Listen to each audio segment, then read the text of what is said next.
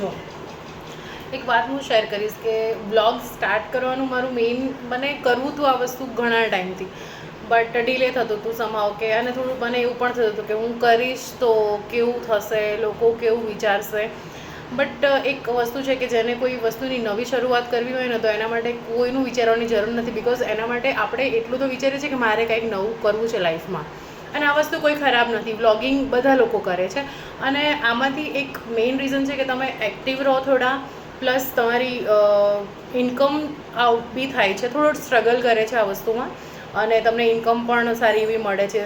તો એ વસ્તુ બી એક બેનિફિટ છે.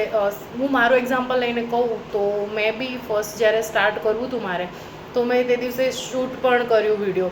અને પછી મને એવું થયું કે નહીં એમ કરીને કોઈ કે પોસ્ટ કરીશ તો લોકો કેવી કમેન્ટ કરશે, કોઈ કેવું કહેશે, એવું કરીને મેં ડિલીટ કરી દીધું.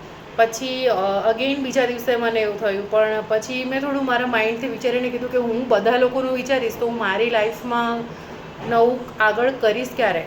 તો એ વસ્તુ માટે થઈને મેં એવું ઘણું વિચાર્યું બી ખરું, બટ પછી એ વસ્તુ કંઈ હું ખરાબ તો કંઈ કરતી નથી. મારું જે બ્લોગિંગનું કામ છે એ મને કરવું છે અને મારો શોખ છે.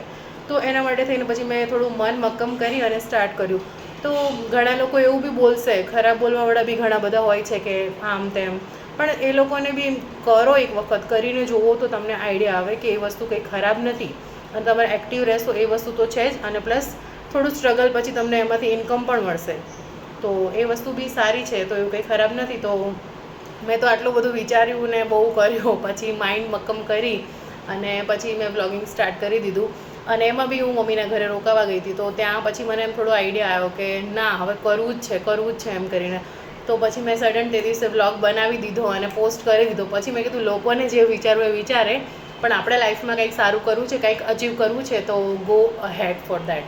સો મેં આવી રીતે કરીને વ્લોગિંગ સ્ટાર્ટ કર્યું છે. તો મારા જેવા ઘણા બધા લોકો એવા હશે કે જે એવું વિચારતા હશે કે સ્ટાર્ટ કરું ના કરું, લોકોના શોખ હશે, પેશન્સ હશે, તો તમે કરી શકો છો. એવું કોઈ પ્રોબ્લેમ નથી. એવું બધા લોકોનું વિચારીને કરશો તો લાઈફમાં કંઈ જ નહીં કરી શકો. તો આટલું આ વસ્તુ મને ફીલ થઈ છે, તો આ જસ્ટ હું શેર કરું છું તમારી સાથે.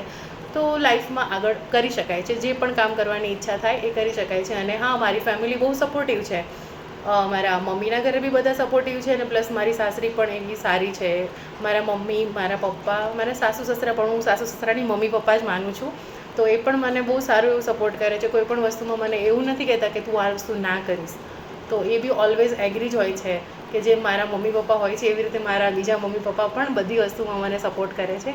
તો આઈ હોપ સો બધાને ગમશે, અને જે લોકોને એવું વિચારતા હશે એ લોકોને એક મળશે, મોટિવેશન મળશે મારા વિડીયોથી કે કરવું જોઈએ લાઈફમાં કંઈક નવું.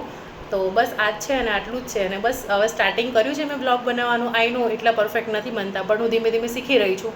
તો એ વસ્તુ પણ હું કરું છું. તો તમને મારા બ્લોગ ગમતા હોય તો પ્લીઝ લાઈક કરજો, કમેન્ટ કરજો, શેર કરજો મારા પેજને.